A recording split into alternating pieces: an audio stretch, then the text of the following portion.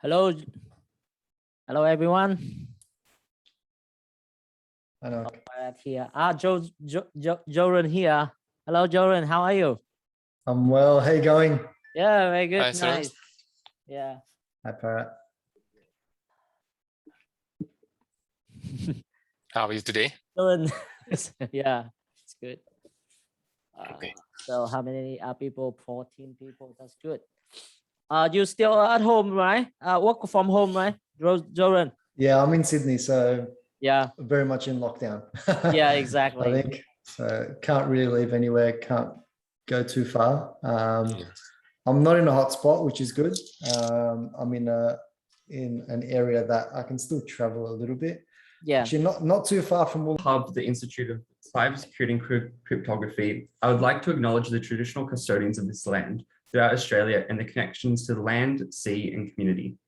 We pay our respects to their elders past and present and extend that respect to all Aboriginal and Torres Strait Islanders people today. Being our first ever event as a club, I would like to take this opportunity to share our vision with you all. Our goal as a club is to provide a platform for students to learn, exchange, and apply knowledge of cybersecurity and cryptography.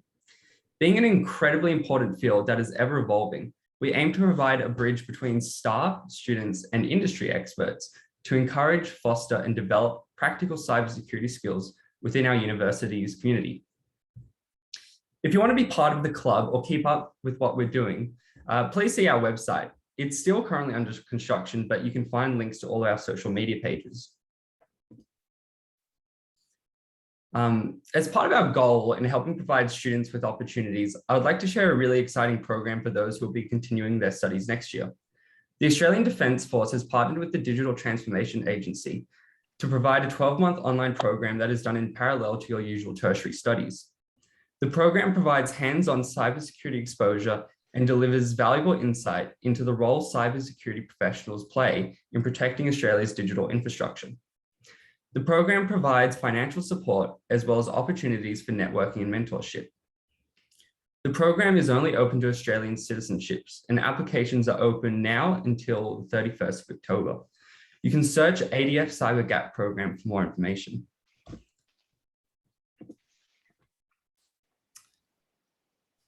So before we get started with the Q&A, if there are any questions you'd like to have answered by our expert panel, please follow the link up on the screen now or just simply scan the QR code. I'll also post all these links in the chat as well as our Discord, which if you haven't joined already can be found on our website, but I'll also provide links to there too. Before we begin, I would like to thank everyone in the hiC² committee who helped put this event together. I would like to especially thank Ivan and Ali for all the hard work they've put in, especially over the last week. And without further ado, I would like to hand back over to Dr. Nok Lee, who has been instrumental in the forming of our club. And I really want to thank him for helping us get to where we are now and organizing this really cool event. So back over to you, Nok.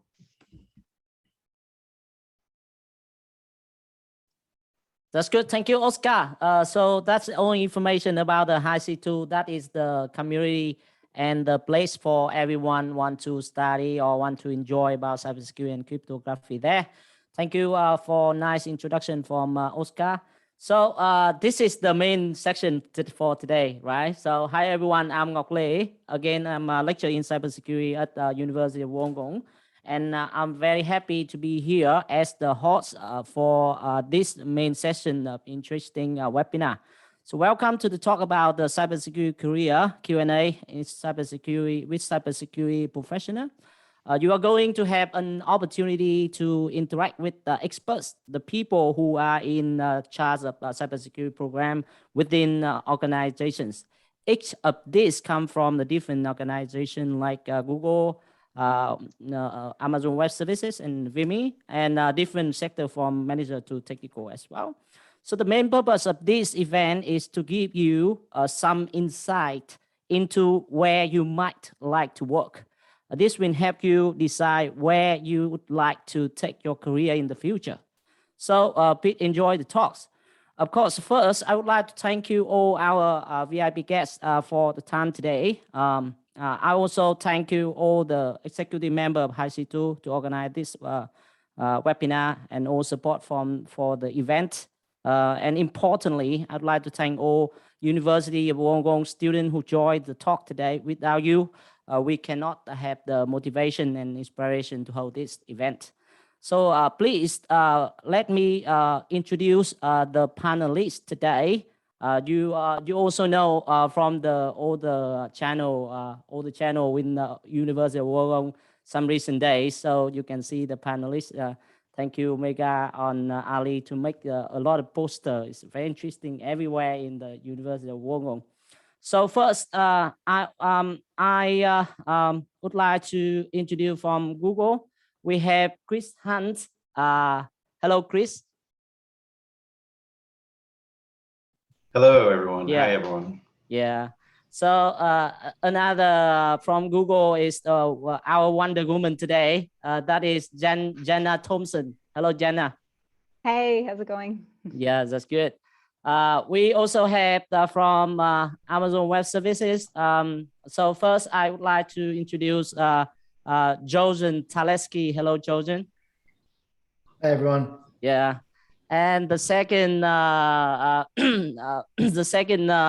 man from AWS is Jamie Ruby Clark. Hello, Jamie. Hi, good evening, everybody. Yeah. Hi. And the last but not least is the from VIMY, the CEO and founder, Arvin Iyer. Hello, Arvin. Everybody.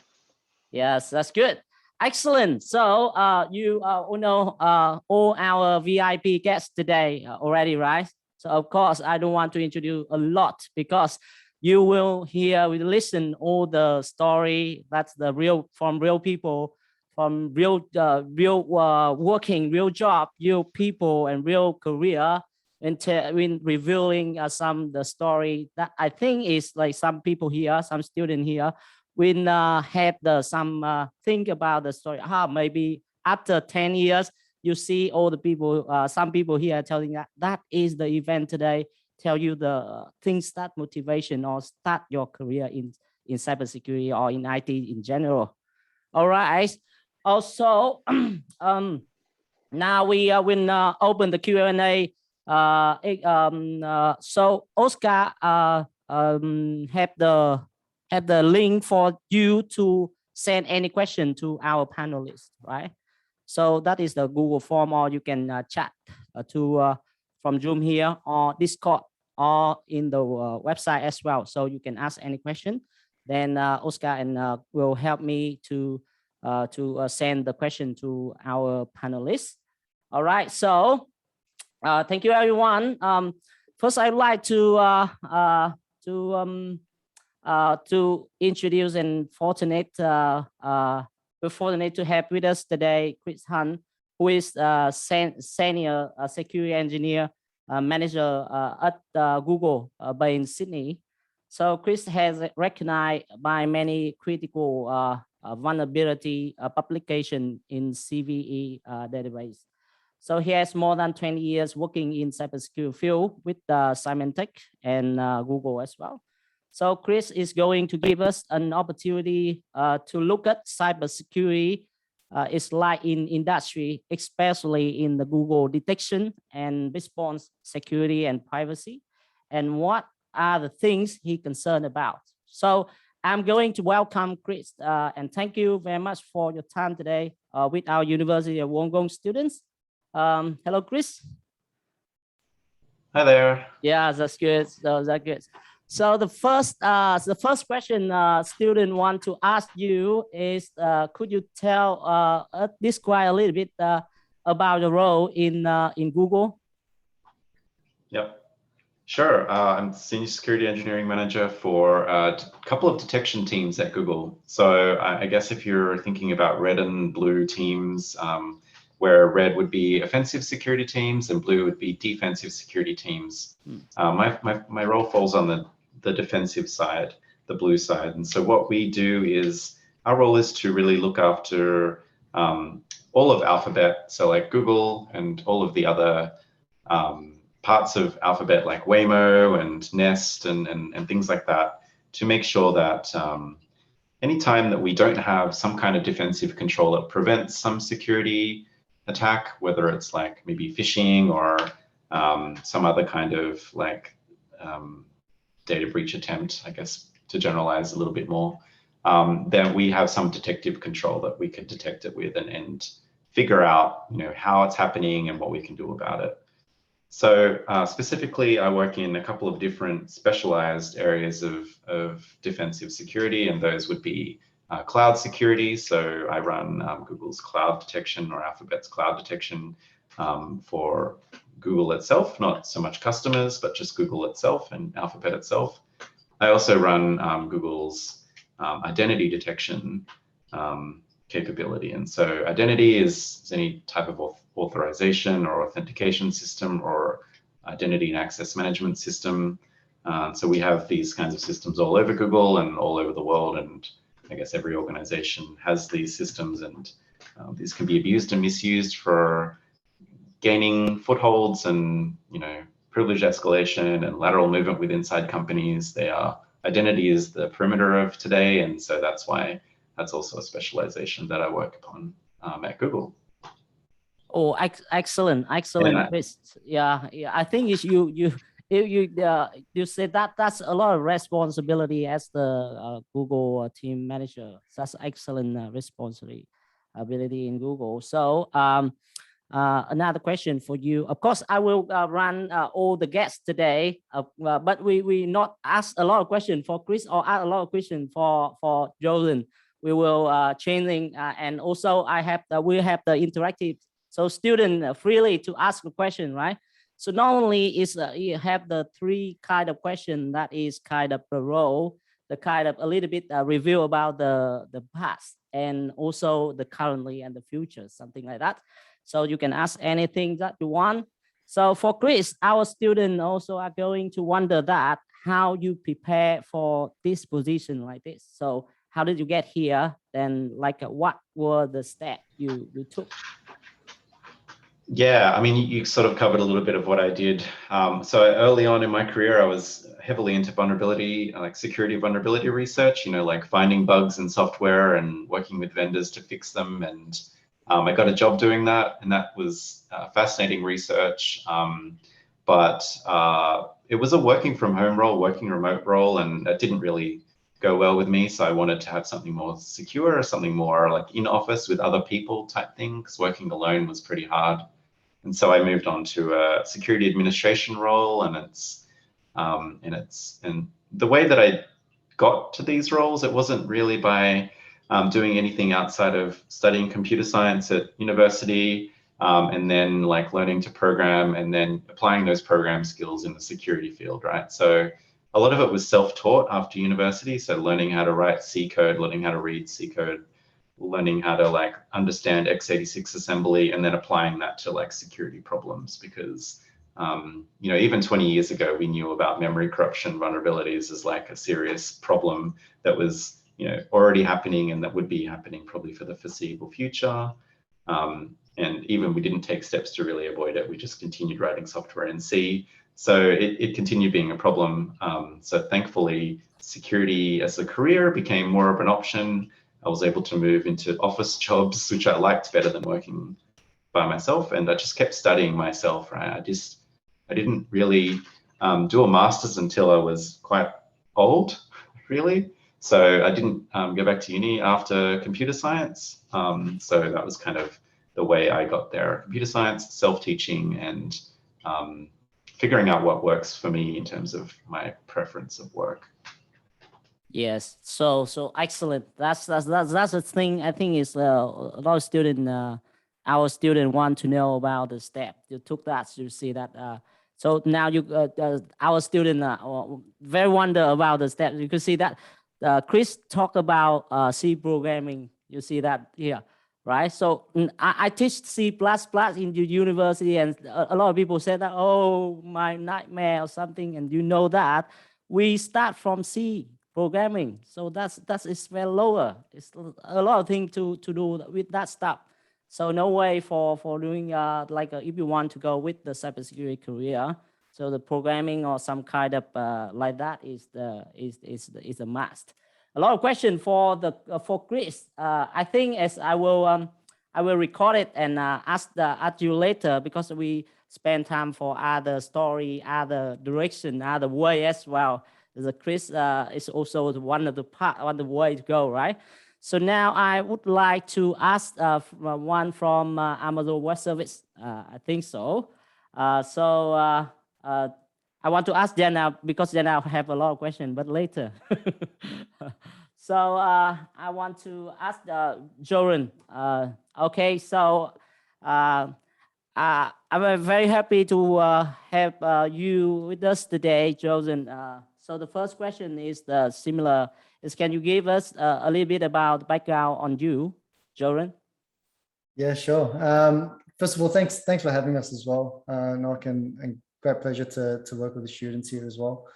I think for me, I started off in a pre-sales type role early in my career, and if I look, even ahead of that, had quite a bit of an interest in technology when I was probably in year 10, I think in high school, and pursued that over into university as well. So I went through the comp science university piece, looked at a little bit around, had an interest in hiC² Academy, did a bit of work in that space.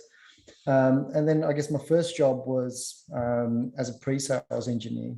So working within a sales team for a small managed services company in Australia. And that got me some exposure. And I think, the education sector was something that I had quite a bit of interest in. So I've had a few roles in education on the customer side of things. So I guess my interest in cybersecurity, I mean, when you look at technology in general and any role within technology, you're always going to have a part of those roles will focus on cybersecurity, no matter what you're doing within technology. And I think for us at AWS, I mean, it is job zero for us. So no matter what your role is at AWS, security is always at the forefront of what we do. And I think for me, going into an account executive role, there was a couple of moves that I made within AWS as well. So I started off as a technical program manager. So I was on the technical side of the organization, working with customers around, understanding some of the products and services that we've got to offer. I then moved into a program manager side of the role as well. So working with education institutions on our education programs. And most recently as an account executive, so working with higher education customers around their challenges and how they're using cloud computing. I think the reason why I chose AWS as an organization is the breadth and depth of services that we've got to offer, but also the types of customers that we work with. And it's quite within an account executive role right now. It's not a technical role. But you are expected to understand the technology as well. So it is more of a sales role, but there's, I guess, opportunities to exercise your technical capabilities within the role too, which is something that I quite enjoy. Yeah, excellent. I think Joran go through when I see you in LinkedIn, I'm very impressive because you go through the different kind of career and job, and you can work with AWS with as the executive account executive, right? And so another question is some student here asked is from your perspective, what are the things that you think are unique to cloud industry? Because you from the AWS, that is also one of the big company about cloud computing. So what are things that are unique in cloud industry? I think one of the most unique things about cloud is that everyone has access to like enterprise grade technology, particularly for students. I think, as students explore and work with different technologies, cloud enables you to start with something small and scale it up to something that's quite I guess that's going to have a broader reach, and whether that's a broad set of customers across the globe, across industries. In fact, a lot of the customers that we work with are startups, and they start as a startup, and quite often we see them as a unicorn organization where they have millions of users, and they grow into these organizations that are quite large. And I think cloud has the power to for a student to take an idea and build that up to something that is almost like a mainstream product. So I think that's certainly one of the advantages, especially for the students that are listening in here. Yes, excellent. I think that's correct. So for me, because I'm also very interested in cloud. Actually, I'm working a lot in cloud computing, not only like Amazon Web Service, but Google or Azure or OpenStack. But I think that's one the thing is unique is the service. So students have to understand about the thing about the cloud industry is as a service. So you can think they can think like that way. So now it's cloud as a service. I think in the future, cybersecurity as possible can be as a service, and we have to think about that. And I think some of the big company go like that way, but now all the way that was like IT or the service or all the kind of the tool or product go first, then cybersecurity always go later. Thank you for the sharing, Joran. So now I will change to other guests, Arvin, all right, from VIMY. So Arvin, how are you? All good? Very good, thanks, Nok. Yes. So let me find the question. Some of the question I also prepare a little bit, but some question we will interact with students today. So Arvin is he is the CEO and founder of VIMY Corporation, a cyber defender company. So we're seeking from Arvin a perspective on how cybersecurity is managed operationally in the defense sector. So so the first question for Arvin is, can you give us a little bit background on you? Yeah, of course. Yeah. So I've been in cybersecurity for about 15 plus years, almost all of it in the US, based in Washington, DC, and now based in Chicago. All my experience has been in consulting, and VIMY as an organization is a startup focused on providing cybersecurity and aerospace services. So I can kind of be the consulting rep on this panel, if you will. So working for Fortune 500 companies, mostly the US, also the federal government, and mostly in the US. So a breadth of experience around not just the technology, but also the people and process aspect of cybersecurity, which I think is important. And I'm happy to give you guys some examples as to why it's important. VIMY is an organization that myself and a couple other guys founded about 2+ years ago, focused very much on the defense sector, on aerospace and defense. For multiple reasons. One, it's very interesting to us. Also, there's a lot of interesting problems that and innovative solutions in that sector. So that's me. Yeah, that's excellent. Thank you, Arvin. So you can see that here, Arvin also want to recruit a lot of some people is from the university as well for the cyber defender, right? That is one of the sector now is get a lot of money from the government. All right. So I have another question is what are the cyber careers in cyber defender sector? Arvin. So let's talk about what cyber defense is. Yes. Typically, cyber defense, I guess, refers to security operations. There's different aspects of cybersecurity. There's the governance, there's the risk management, there's the people aspect, which involves awareness and training, and then there's security operations, which typically, again, this is just a very black and white picture. Security operations typically involves, SIM tools, incident response, that kind of stuff, right? So red teaming, blue teaming, and so on. And cyber defense as a term is generally associated with that kind of space. Now, what kind of opportunities? I think, it just mirrors the opportunities in cybersecurity in general. It is endless. And what makes it so interesting is that it is always new because the technologies are always changing. Attacker techniques and practices are always changing. You always got to keep up. There's never a boring moment. And that's one aspect, right? So you're always gaining knowledge. The other aspect is you're relying and you're contributing back to this community of people that are going to help you do your job and defend your company or whatever it is you're defending, right? Your organization, your university, your institution. So it is very engaging from that perspective as well. So both technical and from a community sense, it is very fulfilling. And yeah, that would be my answer. Yeah, that's excellent. I think it's like that the things we care about, just because now is cybersecurity in the way that everything changed. I think that like 2 years ago, like a container security is like even container is running is like a things like it's like a support IT, but now it's like a container security problem is also running everywhere.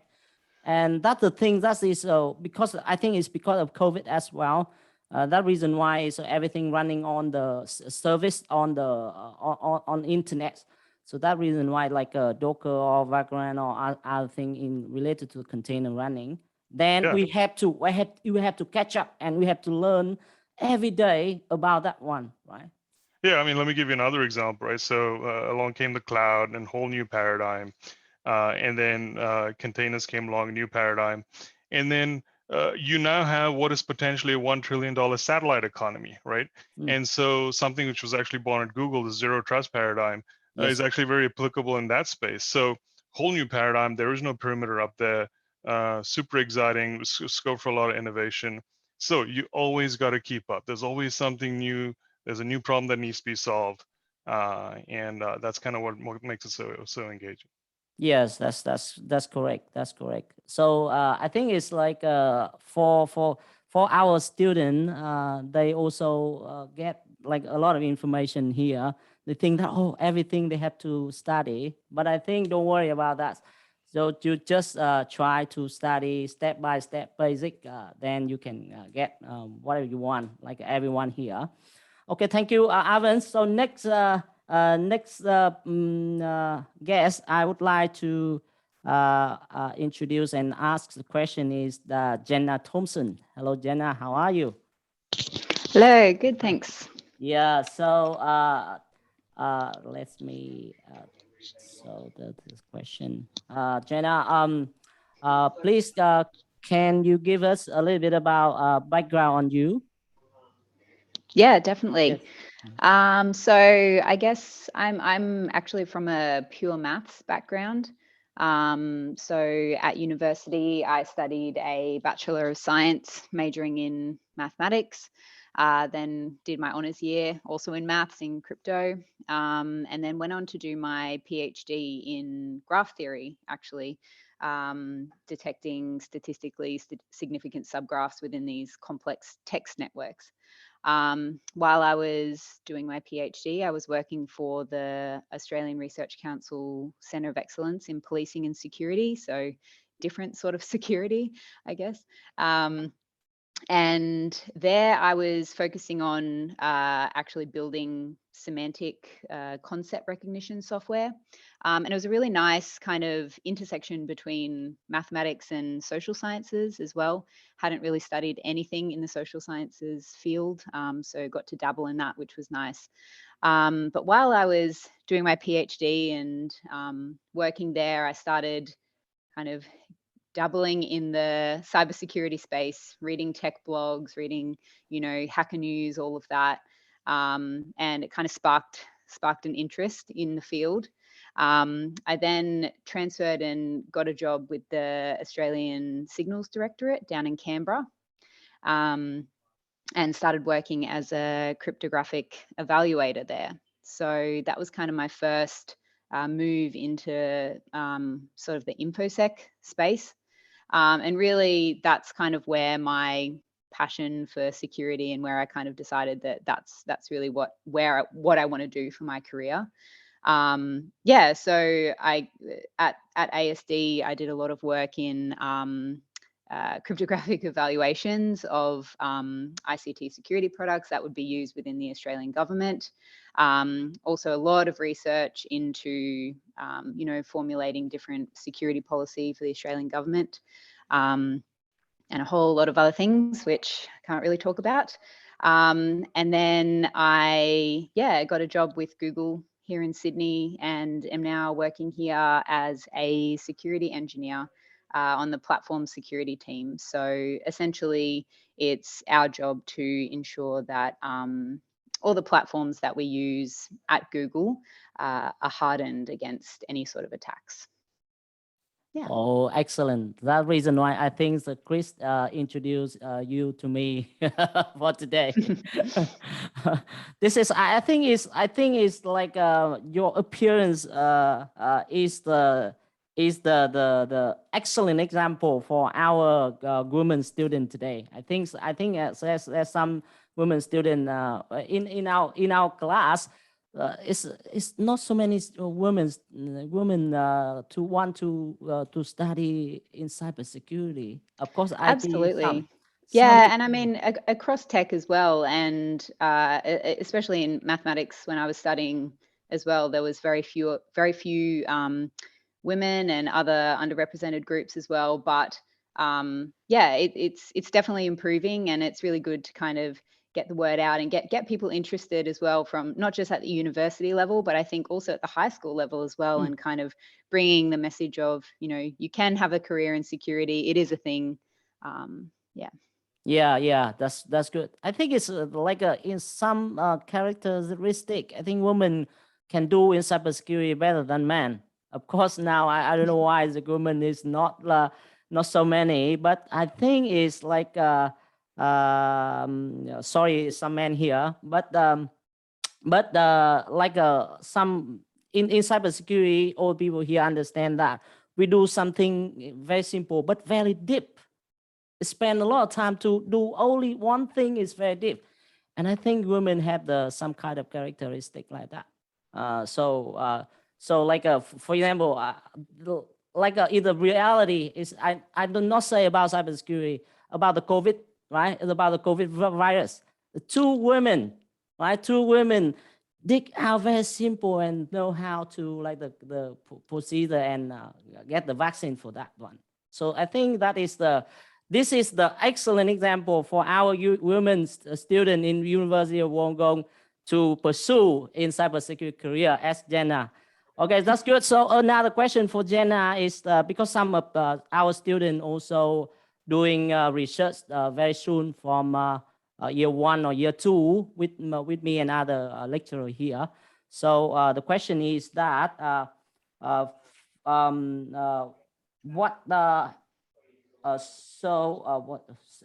wait me a little bit. Oh, because I changed the. So from your I'm not this one here. From your experience, what is the unique the characteristic or some unique features from the research that can support for your cybersecurity career now? Yeah, that's a really good question. So I guess there are a lot of different skills that kind of transfer, from the research space to the job that I'm in now. And I guess one of them is the ability to kind of look at a problem overall, break it down into smaller problems, and then work at those to achieve a solution. And I guess an example of that is what I do in my day-to-day work, which is, start to define these security policies that we want to enforce on our endpoints. So, what can we actually do to harden these endpoints, and then go on to kind of build the tooling to enforce these policies. But actually developing these policies involves kind of assessing what the current state is, and therefore the gaps. So actually having the ability and kind of the knowledge where to look and, how far to look. And of course, as we know, you can just kind of go down rabbit holes of research and looking for lots of different things, and actually knowing when to stop, I guess, and when you have enough information to actually formulate this policy. I guess some other skills that kind of transfer over is the ability to actually kind of self-teach yourself in a way, I guess. So Yes. a lot of my, the foundations of my security knowledge and certainly my programming abilities are self-taught, similar to what Chris was saying. So knowing the different resources to kind of go to in order to learn those things, and setting aside time to kind of motivate yourself and actually do the thing is really helpful as well.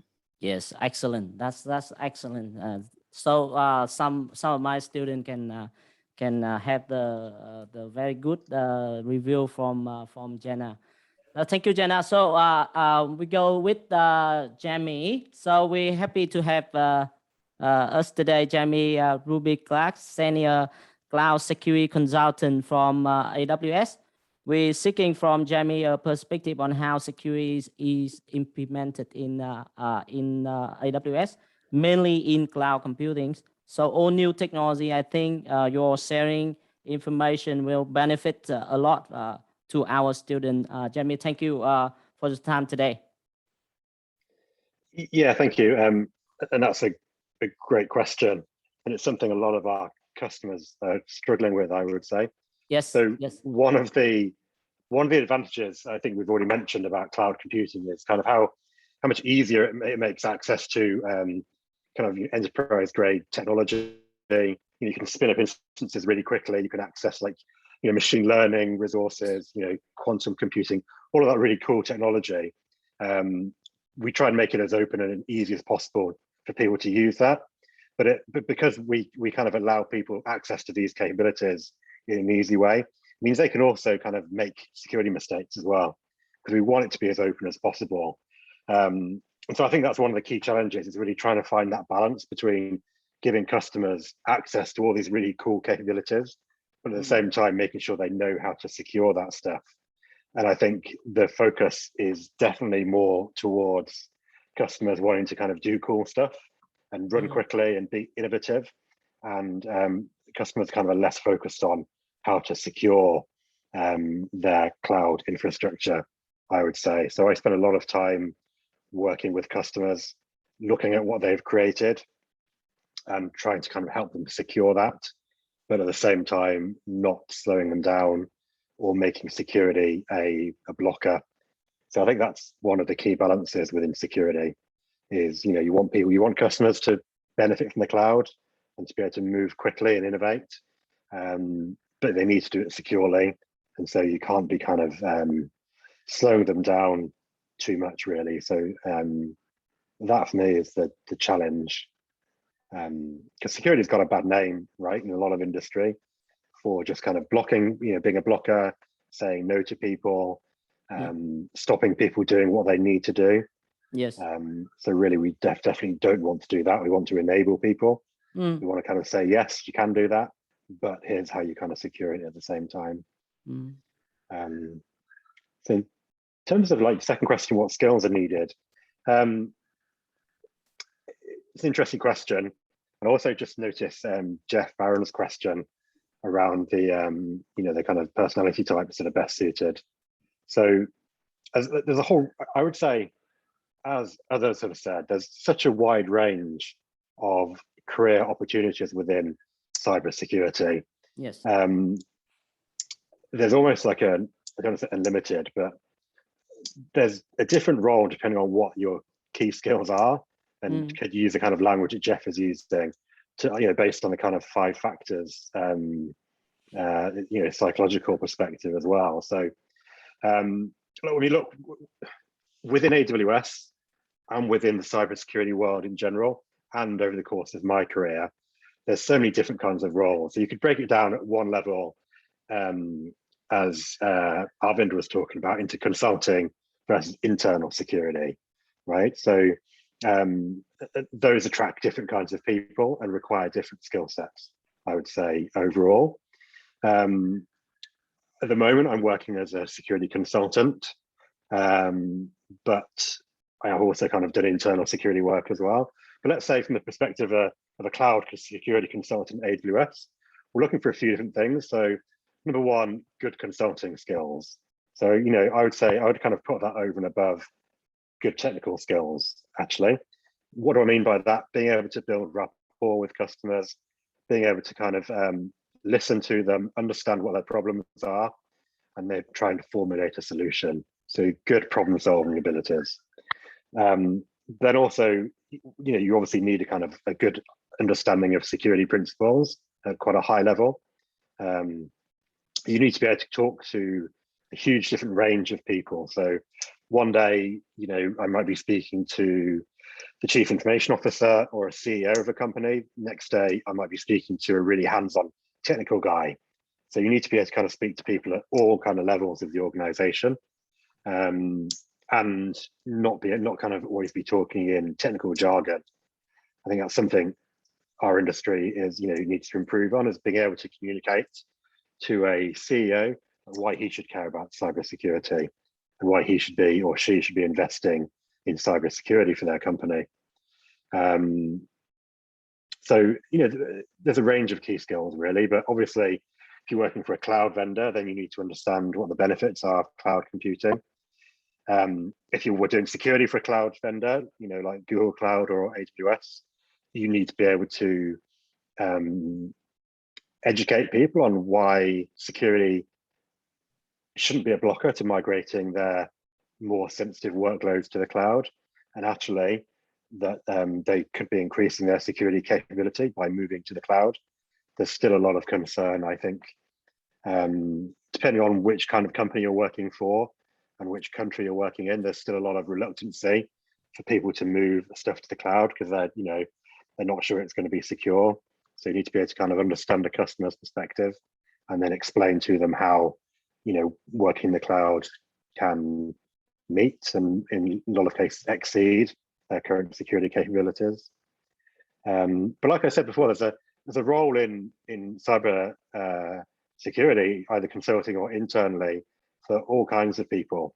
So, you know, Jeff's question there around personality types, you know, we've got to have a lot of people in cybersecurity who are more on the introvert side. So looking at that kind of extroversion, introversion. Yeah. Personality at the kind of really kind of cliche level, you might find more introverted people working in internal security roles, possibly, rather than doing the kind of customer facing consulting or sales roles. That would be a bit of a stereotype, I guess. But Yeah. you know, I wouldn't even kind of, you know, that's not even necessarily true nowadays. Customers love also talking to really kind of hands-on technical security guys who maybe not so comfortable in kind of presenting to customers, but they really know their stuff. So honestly, I would urge people to understand where their interests are, where their strengths are, and I'm pretty sure you could find a cybersecurity role that you know, needed those strengths and skill sets. Yes. I would like to add to that. So I 100% agree with everything you said, Jamie. You can actually develop a good career in cybersecurity without writing a line of code, because there's a lot of there's a big audience out there in every company, starting with the boardroom, that needs things explained to them in a different language altogether, right? You got to use a language of risk models and maturity models and stuff like that. You know, words like resilience and all that come into play. And there's a big body of knowledge around that stuff. And I know Nock's working on maturity models as well, right? So there's a little plug for you, Nock. There's that, but then there's also the fact that you got to sell security to a lot of people in most large companies. It may not be the case at Google and AWS because people are tech savvy, but in many large companies, they will push back and they'll be like, why are you bothering me? So it's security seen as an impediment. So you got to be able to sell security to them. So that requires a very strong non-technical skill set. Yes. That's great answer from Jamie and addition from Ivan. I think it's like This is one of the best answer about the cybersecurity consultants. I know that is very hard. It's very hard how to like because I have some time work with like ISO 27000 and kind of like a NSF framework.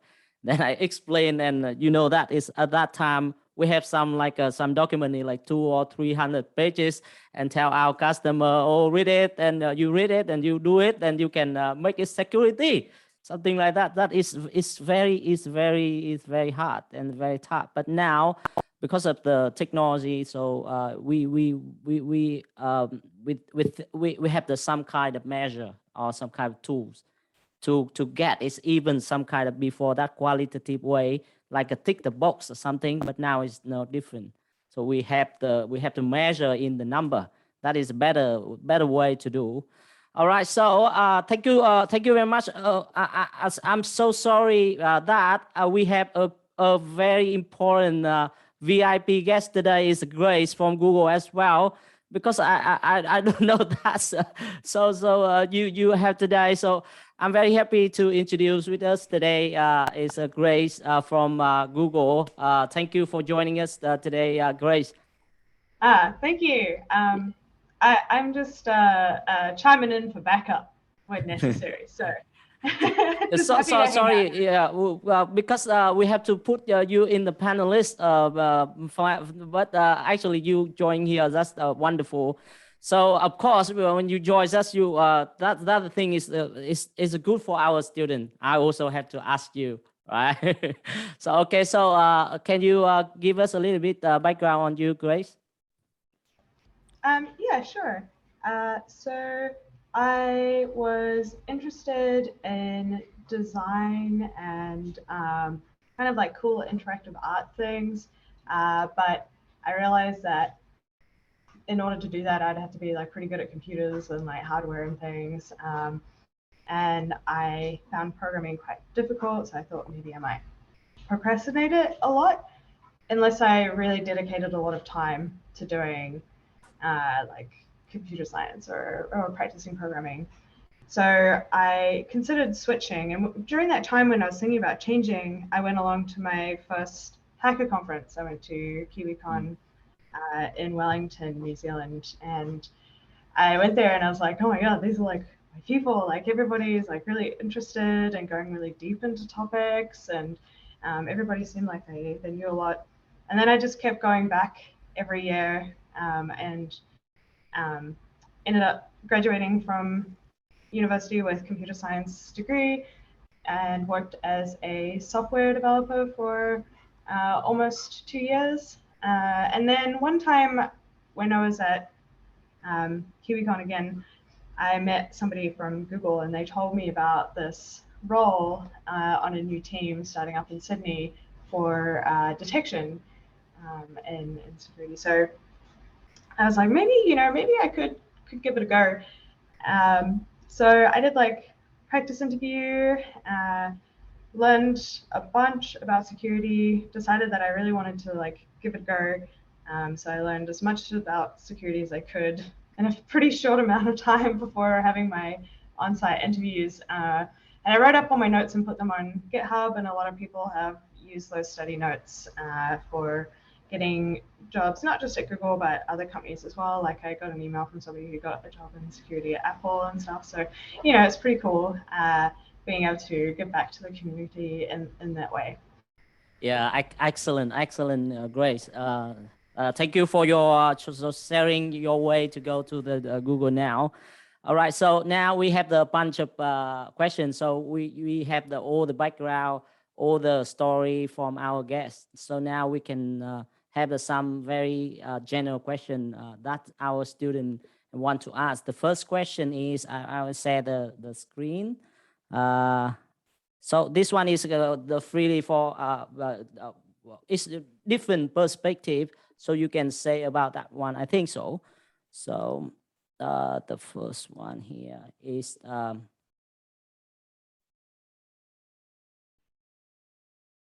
me. So the question is what industry certificate, I think, would you recommend getting, and you recommend getting them during university? So I think is that the question also is a lot of students get it because they study university. Some of the certificate don't have in the university. So do you think that certificate is important, and what kind of certificate you suggest for our students?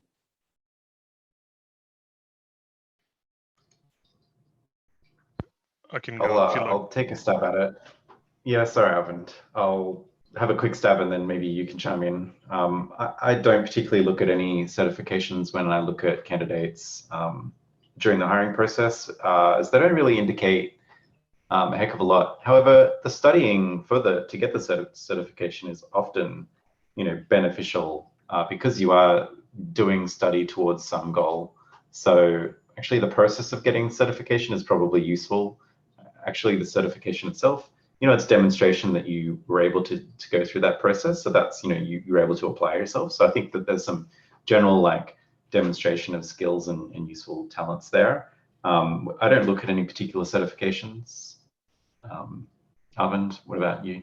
Yeah, no, I would agree with you. And also a lot of the certifications need a baseline level of experience for you to actually get the certification. Like CISP, for example, CISSP, which is run by hiC². I think that's preeminent right now. I don't think that's changed. It requires, I think, 2+ years or something like that, or maybe 5. Sorry. It's 5 years, I think. Yeah, there you go.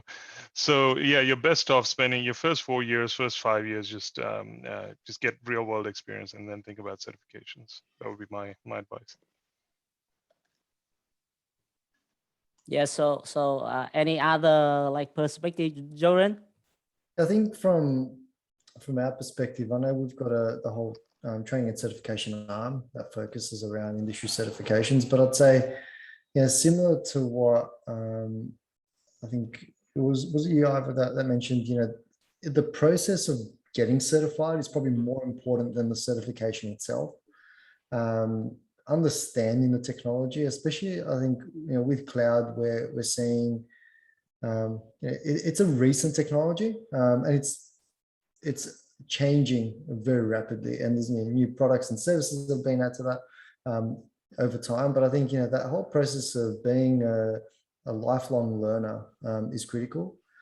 So be someone that is open to learning new things. And sometimes certifications might help if there's a specific need for a role that you're going into, and that they become helpful there. But I think that process of getting there and learning and enjoying, I guess, what you're doing is going to be more important.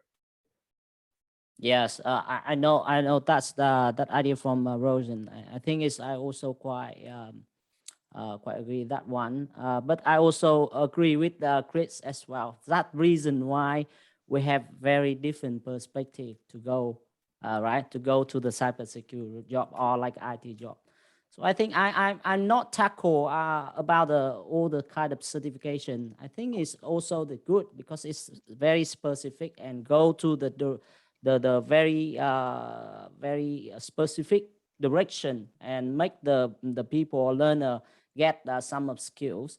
But anyway, I'm not saying from my university perspective, but for me, I think it's better that we should try to do some very basic from university, because some of kind of the certification they get for the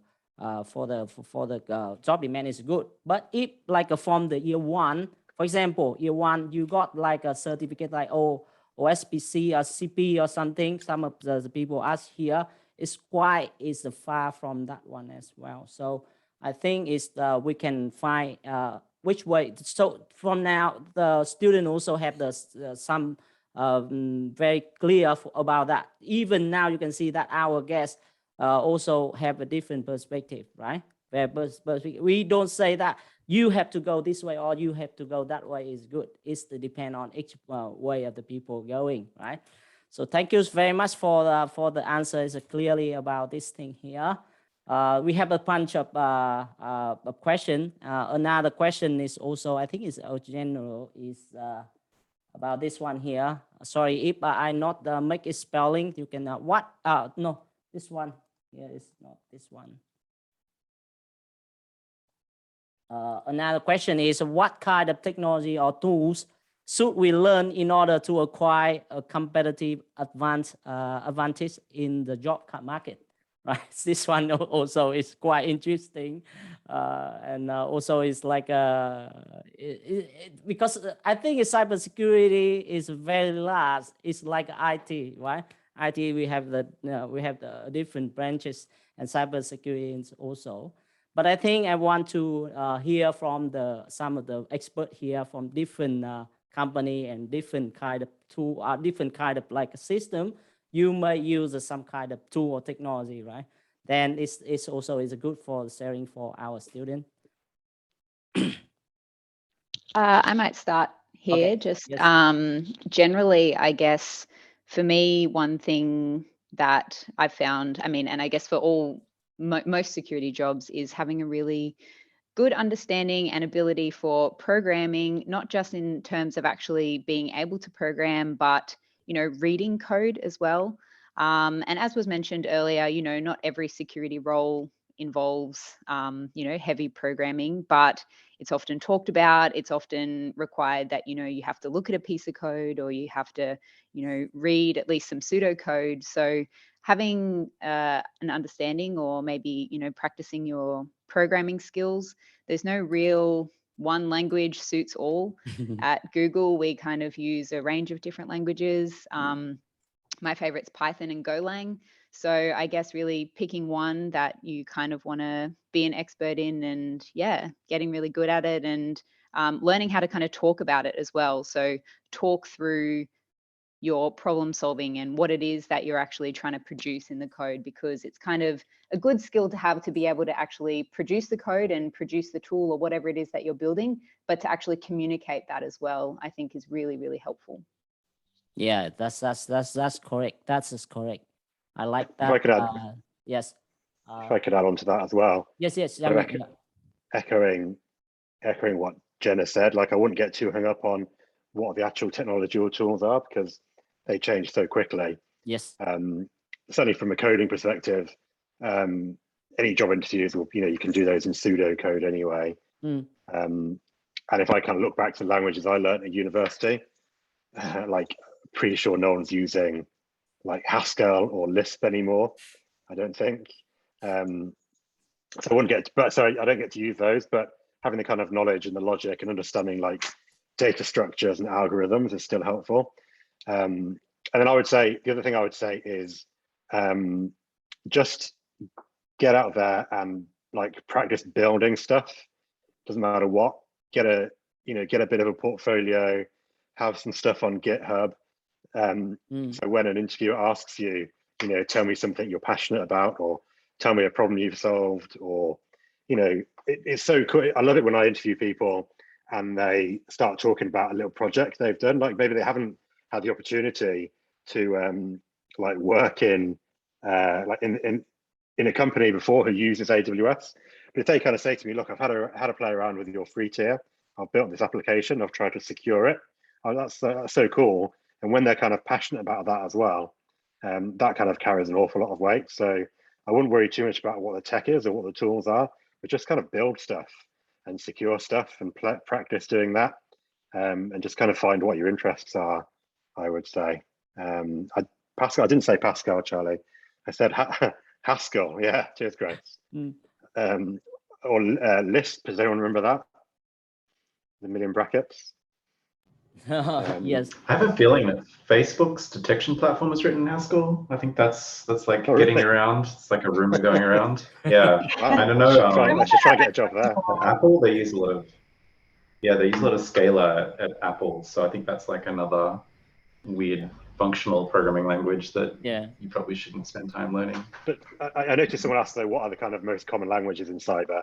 And I think, as Jenna said, like if you're learning Python or any I don't know, people are still using R maybe, but Python and Java are still pretty relevant, certainly at AWS. So you can't go too wrong. Yes, I understand all the sharing here. So of course, from the like a university as a lecture perspective, I cannot say a lot of things here. But anyway, for me, for the cybersecurity preparation is like the student need to study very basically from the first year. No need to do like all the certificate or some kind of technology.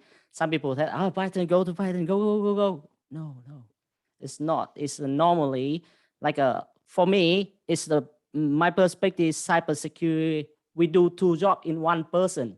Number 1, we a real doctor. Number 2 is like a researcher. That means the doctor, that means you have to understand about the system or about the system of the patient. The IT system, you have to understand clearly first. If you want to do like queuing, like doing something protect or preventing from that one. So basically it's very important. Researching, because why? Because of cybersecurity always is the problem and solving like that. So that reason why all the people understand all the basic steps and study enough, you can go to the capture the flag to find like a detective what the thing to research, to find the problem and solve the problem. Of course, on the way you go, you have to have the skill on that one, right?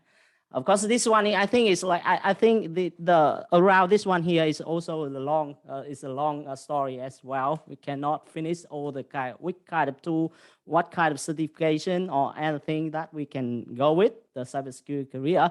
But anyway, I think it's like from your sharing and your stories, I love it. That is a different perspective, and student can have the very clear answer from.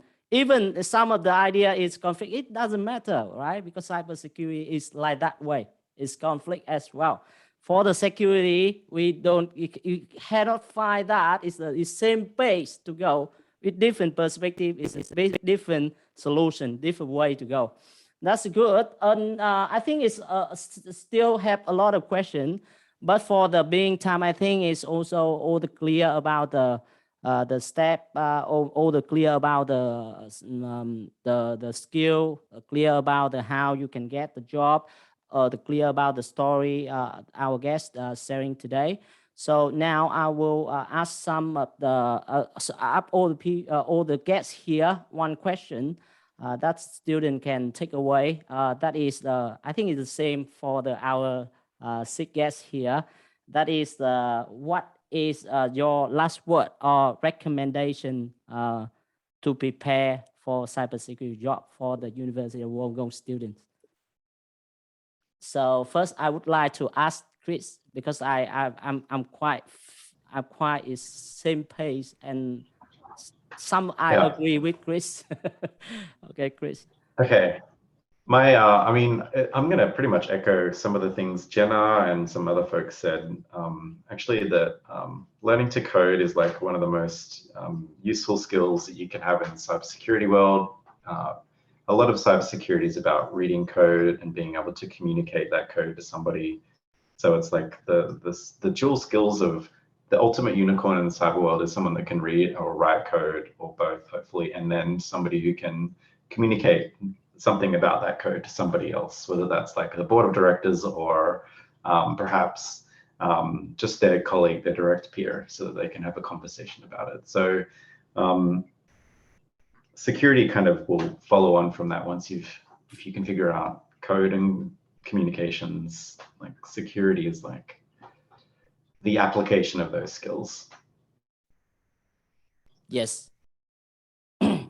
Yes, that's the things that we care about is I think that's good things. So I want to know about the other guests here. So what are the recommendations or last word from you for the University of Wollongong student to prepare for the cybersecurity job? How about Joran? I was gonna just say, I mean, Jamie called that an important one. There is, build up your portfolio. Yes. Get that hands-on experience, and there's plenty of free opportunities to do that. Whichever cloud provider you choose to go with, or others as well. I mean, there's a lot of opportunities to learn, to get hands-on and to build. And I think that portfolio goes a long way. Some of the students may not have that job experience, but when you're going into a job interview, to be able to demonstrate that you've got a keen interest and a passion, you've built stuff, goes a long way. I think selfishly, I will just call out. I know I posted a link earlier. We've got a recruiting event coming up later this month. So I'm sure the team will share that across, and it's up in the chat there as well. So we've got some opportunities there for some roles. So if students are looking at what's available at AWS, there's some learning, there's some training that might get you started, even if it's not AWS that you want to go for. But keeping your mind open to the types of roles that are out there is important, because you might think a certain role is right for you. And as you dive deeper into it, you probably work out, hey, maybe that's not what I thought it was. And you want to do something else. And knowing what's out there, what's available, how the market's changing is going to build that competitive edge of where you want to be as well, and something that you're going to be passionate about. Yes. Thank you very much for the sharing. I think it's like from now on, I'm very happy that all our guests is like not commit, but very happy to join with us, because from now on, I will ask you a lot for supporting University of Wollongong student, because like from Google, Chris, Jenna, and Grace also agree that will help us in some of the event, like a CDF event or a attacking event, or even some kind of like related to the Google Cloud as well. And AWS also doing a lot of things.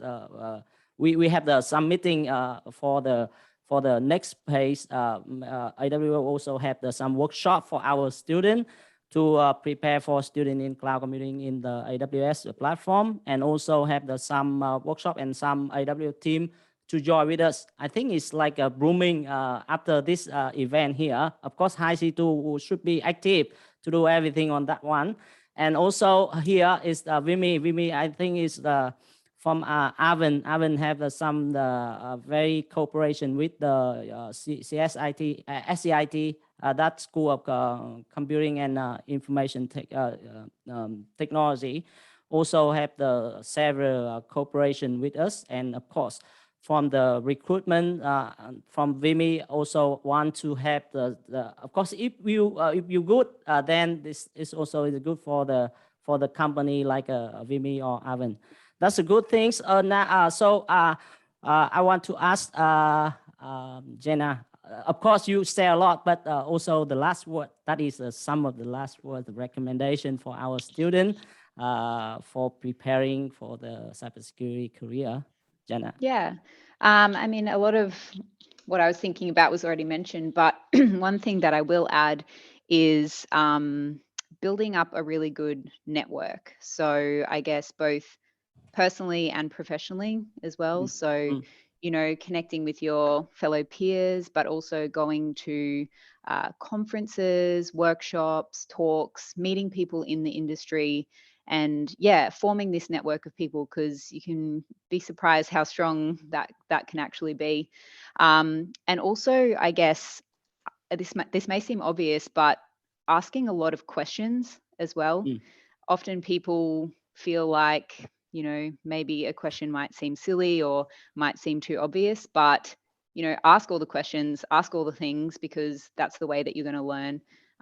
Ask about the job role, ask, technical questions, and learn more. So I think those would be the two main things that I would say. Yeah. Yes, I agree. I totally agree. First is communication. Second is asking the question. I love it. I love it. Exactly. So our student here, of course, now you can have some of the good answer, right? That is from the expert, not from me. I also ask student that you have to ask a question in the class, and whenever I ask student, do you have any question? And the silence is very long. So now I think maybe it's like my lecture is not interesting, but ask question is very important, because you when you're studying, no people think that your question is really not. Because from us, every expert here, or for me, or for Prayat here as well. So we always start from the question if we want to study. And communication is much more important. That reason why I want to hiC² all the club joining here. And from now on, make the communication with every channel. You spend time like use a kind of like a 1/3 or 1/4 of the social media and spend time for only the community, and I think you get a lot of benefits from that one. So I think I love the two things here. That is the not last word, the last two key, that is communication and asking the question. All right, another guest. I want to ask from Jamie. Jamie sharing a lot of thing about the cybersecurity consultant. Of course, before that, Jamie, I think he also got a lot of job from the engineer. So what is your last word or recommendation for our student for preparing for cybersecurity job, Jamie? Yeah, thank you. Like you say, I've worked as both, you know, a cybersecurity consultant as well as internal. I was at JP Morgan previously running their governance and risk cybersecurity teams. So I would like really, you know, you guys are, you've got the benefit of youth. So try and find out what it is you're interested in. There's no rush. Really kind of look around, talk to people. I think you, as others have said, like network. I think you'll find people are really friendly and in this industry. And once COVID's over, you know, I'm sure people will be happy to grab a coffee with you. And you know, find out what you can. And just try and get stuck into it, you know, find out whether you're more interested in, you know, internal roles, consulting. If you want to do internal stuff, are you more interested in the kind of governance, risk and compliance side of things, which I think is fascinating, maybe less technical, more about risk. Or do you really want to kind of get into things like pen testing or red teaming, where it is a lot more technical? So just really trying to understand what it is, understand yourself. Understand, you know, what is it in cyber that interests you, understand what your current strengths are and what gaps you might have, talk to people who are already doing those roles and find out, like, you know, how they got into it, what the skill set is, and then just take time to build that skill set, you know. Nothing stands still, so there's always new things to learn. Everyone's got gaps they need to build on, so don't ever think you need to know everything. Just understand what it is you want to do, and then, you know, talk to people who are already there. Try and work backwards from that, I would say. Jeff is commenting that he's the oldest one here. I'm sure you're not, Jeff. I'm sure that's not true. Yeah. Well, you know, okay, you're a bit older than me, but not by much. Yeah. The age doesn't matter in security, right? It really doesn't matter. It doesn't make a difference. Okay, sorry. I think I can get some idea of that correctly from Jamie. I think that is from his heart. For you, technical skill is very important. Of course, have other thing as well. So become a consultant, you have to very good at technical skill. Otherwise, nobody believe you or trust you. When you talk about the system, you don't know about the system or technical side. How they can trust you? Oh, how you can cyber secure or protect this system when you don't know about exactly what inside here? Again, right? So remember that again. Study about the computer system. Study about the data and algorithm from pirate. So that study about the database system. Study about the system, the OS, the operating system. Study about the hardware. Then one more thing that Jamie told that network as well. That is very important in that. So all that things make the computer system working, and you have to have the technical that one. Okay, Pirate, you want to say something? I would like to add that actually is you doesn't need to study everything.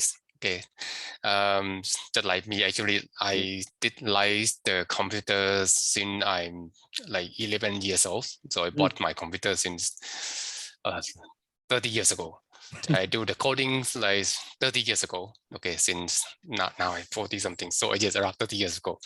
So the career path is just like you need to choose one specific area that you like and really like it, and then just keep going on. Just don't give up. Just keep going on. That's it. Sometimes, okay, you may not good in like Java, C, but doesn't mean that you're not good with the cybersecurity. You may just need to know, oh, okay, how it works and understand a little bit. But when you move forward, okay, just need to try. Okay, when you try, okay, remember to ask more questions to the lecture. Okay, I love for students to ask the questions, and I'm happy to answer as well. Okay, or if I don't know, I will try to find the answer for you. Okay, definitely. So, just like our guest said, that okay, just keep. Okay, when you got your directions, then just keep going. Okay, that's what I want to say. Yeah. I want to add. Thank you. Yeah. I think it's Spirat is correctly. So I mean that basically we study basically first. Then you might think that because cybersecurity, all the thing here, all the expert here is a different organization, different company and different career, different job as well. Cybersecurity, there are a lot of kind of job. But the thing here, like the people here feel, I like networking. So you study all the things first, right? Basically first understand the system and go dive deep in the networking only and go to the network security or network engineering security something.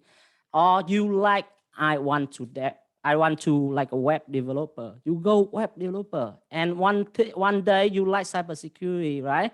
Then you have the web pen testing and all the things related to the web. So that means don't need to study everything, but basically you need to have the technical base for that, then go specific one, right?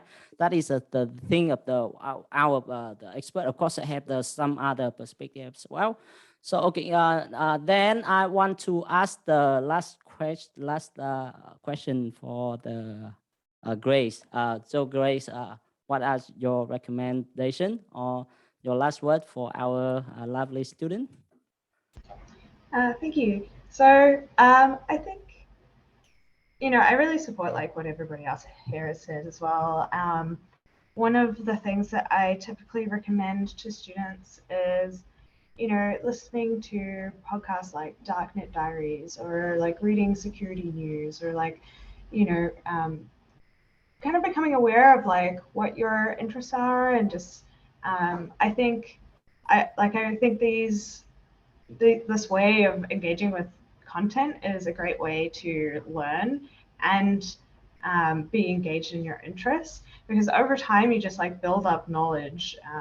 It's very useful to know about like historical events that have happened and like different attacks that have happened in the past, and then when preparing for like interviews and stuff, like I already mentioned before, I wrote up my study notes, which has like a lot of the content that we tend to look for. We don't cover everything in these interviews, right? The list is very extensive, right? It depends on what you're studying. But I also have some like learning tips in there as well, and just like more general interview tips. So when you're at that stage, I recommend my notes. But before then, like just being engaged in like security content is pretty good. Like you'll naturally learn more as you do that. Yes. Thank you, Grace. I can catch the idea. That's I think it's a lot of idea here, but the career plan is very important. I think from the student, I think you need to write your career plan from the first year if you want to go further. Of course, you have 3 years, right? 3 years, and you write up the career, that plan. Everything if you have a plan and you commit on that. Of course, for me as well, I make the plan every day, but sometimes I cannot get it. Not sometimes, always cannot get it. So because we always expect more than our capability. But anyway, if you have the plan, if you have the way to go, that is much better. And when you have the plan, you know where you get the information, where who you want to ask, and what is your friend you want to get together to go. That is also a very good. Thank you, Grace. So the last, I think the last person, right? The last person of the last question is for Arvin, right? Arvin, what is your recommendation or last word for our student? Yeah, so when I'm interviewing someone who's fresh out of university, the single biggest thing I'm looking for is, are you trainable? why should I invest in you over the next 2 years? And I guarantee this is probably what a lot of companies are thinking as well as they're talking to you. So show people that you can take on a challenge, that you can pick up stuff, that you run towards a storm, right?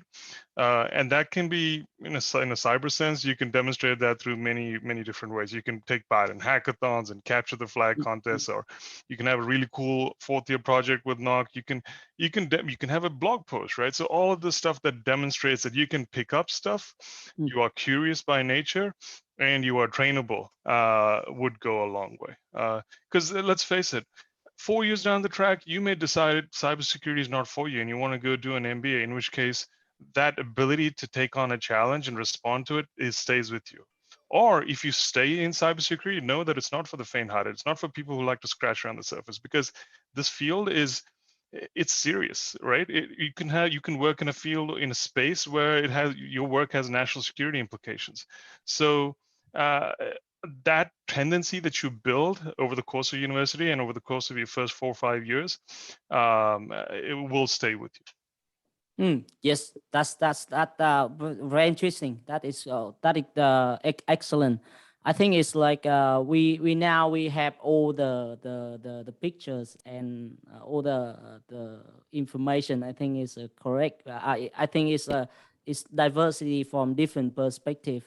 And I think that some students have also think about your story, right? Your story, because you listen a lot of story here, and you can think about the story, make the plan, study basic thing, get some information from every channels, and get all the kind of stuff you want to go, finding the mentor. Oh, here some people, Chris and other stuff here, finding the mentor. Of course, because not so many mentor, because mentor also have to do their thing as well. But why not asking the question, as Jenna says, do you want to get me as a mentor?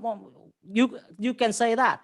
A lot of email to me that I need to help this one here because our problem is that is kind of mentoring as well. No need to like the mentor is the people that go along with you every hour, right? But kind of like asking the question is also is mentoring. And of course, it like a same signal, right? Why not? We can go further on that the project, on that like doing other things, and of course helping together. Because the way I think that I'm lecturing, the way I'm more mentoring and more teaching is the make me better, because I understand a different perspective from student as well. That the thing I think is a good way to go. So exactly, very sharp in nearly 1.5 hours. That is correctly the plan and all the questions asked already. And I think I think this webinar is a very useful and effective for our student and also for our lecturing as well. Some we have the cybersecurity lecture here, so we want to hear from the industrial perspective that we can change some of our curriculum to fit the job demand in cybersecurity as well. Again, I would like to thank all our VIP guests here. Thank Chris Han from Google, thank Jenna from Google, thank Grace from Google, thank Jojen Teleski from Google, thank Jamie, Ruby Clark, and from Amazon Web Services, and thank Arvin Iyer from VIMY.